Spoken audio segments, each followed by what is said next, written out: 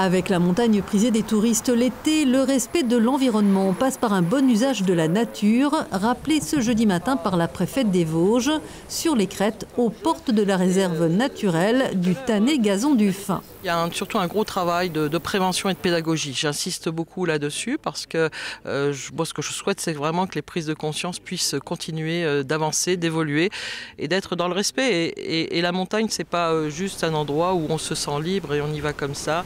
Prévention et répression, au besoin, les sanctions pénales sont graduées selon les infractions à l'environnement, parfois lourdes pour les trafics en bande organisée de brimbelles qui peuvent concerner le département. De la simple contravention, mais qui déjà emporte une condamnation à une peine d'amende qui peut être lourde, jusqu'à des délits qui sont punis de peine d'emprisonnement.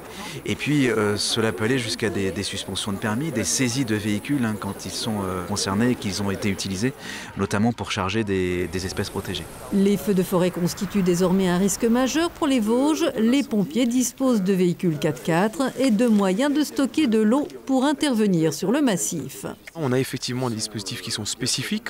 Ce sont des bassines qui font entre 10 000 et 30 000 litres. Voilà, qui sont pas fermées, c'est une bassine ouverte.